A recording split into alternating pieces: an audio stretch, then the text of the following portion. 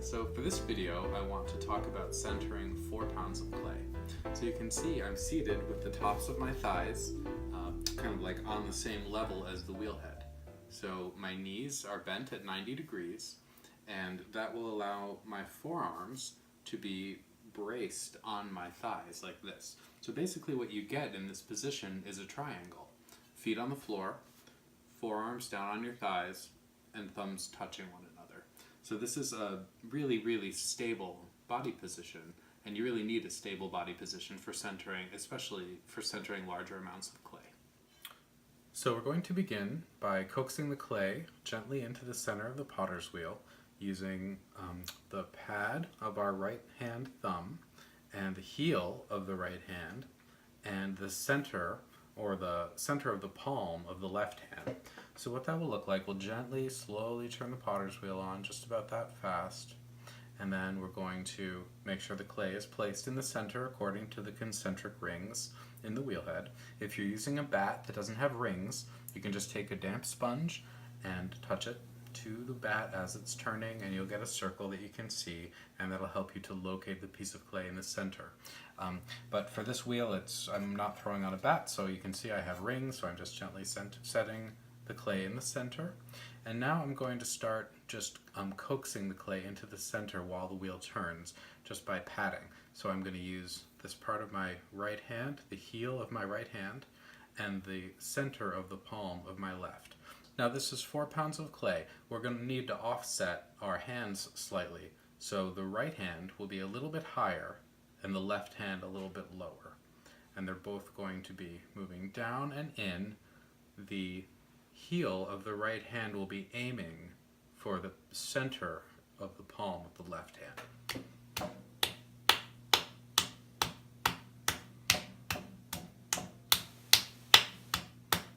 It's important not to try to do too much with each hit. You really want to just hit many times gently so that you don't dent the clay too severely.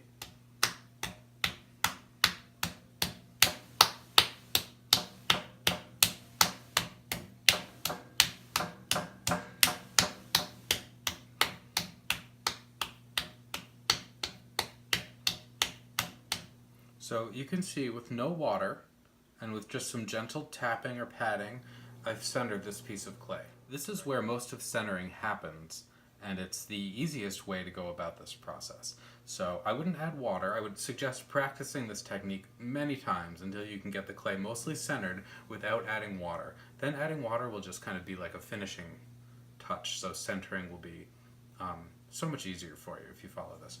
I'm going to seal the piece of clay onto the wheel head using my first finger of my right hand. Just like that.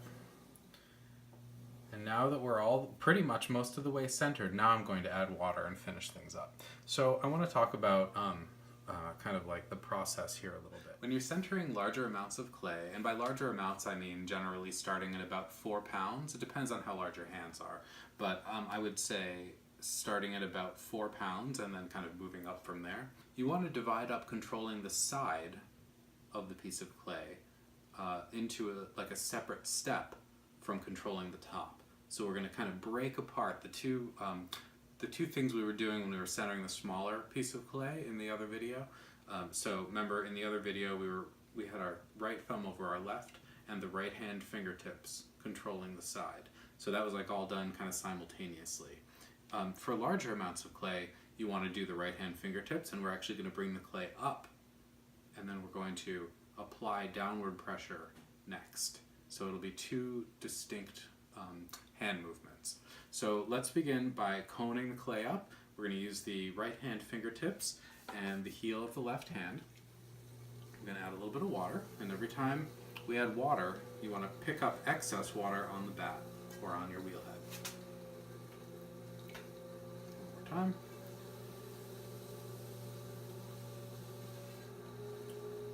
Now, you're going to take your right hand fingertips like this, and they're going to be kind of moving in opposition to the heel of the left hand like this. So I'm going to apply some inward pressure from the right hand fingertips and work my way up to the top. You can see the clay has come up It's gotten taller. I'm kind of getting some opposing pressure from the heel of the left hand, but for the most part, it's just the right hand fingertips pulling against the rotation of the wheel. So I'm not doing a lot of this, right? It's just the wheel is turning, I'm pulling against that circle, and it's causing the clay to redistribute around the circle. The next thing we're going to do is take the left hand, and this is a very cool technique because it kind of employs some body mechanics. So what you want to do is make sure you're pretty far forward, so you're almost looking directly down on the center of your piece. You want to slide your left hand up, and then do you see how like my thumb is halfway across the circle at the top? You have to stay off to one side, and you're going to bring your elbow up in the air, and you're going to think about this like doing a push-up. It's sort of like you would do a push-up, except we're just going to use one arm for this. And I'm not suggesting anybody do any one-arm push-ups, because that's crazy. But we're going to push up like this, and then I'm just going to apply a little downward pressure. Like this, and I'm just applying a little inward pressure with my right hand fingertips as well. Like that. So you can see that the clay has come up, and then become kind of narrow, and then now it's low and wide. But I don't have like a huge undercut on the side here. There's just a little bit of kind of like that mushroom cap shape.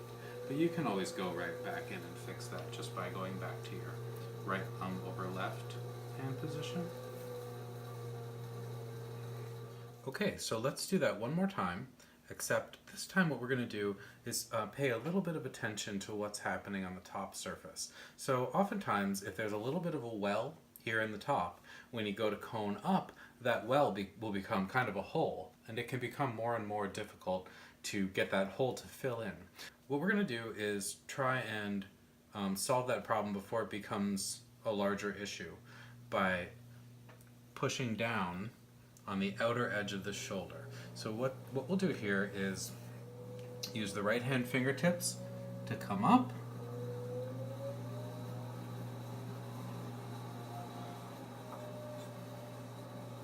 you can see we've got our little well. Then I'm going to take my left hand, sort of cup my hand so that I get like a nice little groove between the pad of my thumb and the other, like right in the center.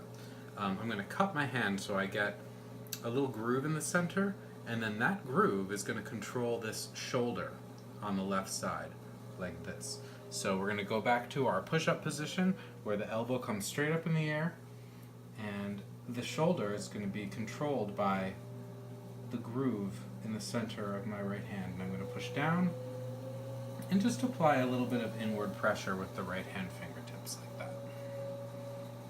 The reason for that, when you're pressing down, you need to kind of counter the outward movement of the circle, because it's growing, by just enough inward pressure with the right hand fingertips to prevent any kind of asymmetries from developing. So one slightly more advanced approach to this coning and pushing down centering technique, if we spend a little bit of time taking care of the top surface before we begin the whole coning and pressing down process, we can avoid any little holes from developing at the top. So what I mean by this is, if we begin by pressing down on the surface of the top so that we have a slight cone, then bring the right hand fingertips to the side of the piece. You can see how this is now still flat, right? The difference is like this. So if I start with a hole in the center here, like see how we've got a depression here?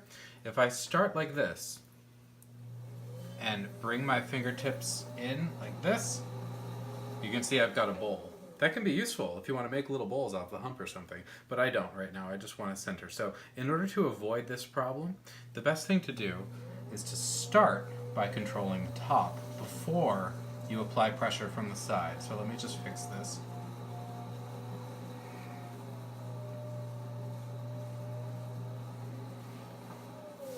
There, you can see we've got a nice centered piece of clay, and it's a little bit pointy on top.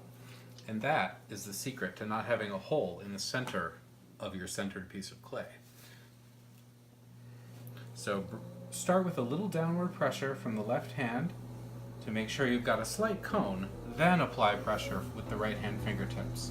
Bring the clay up, then slide the left hand up on top with the elbow up high and do your push-up.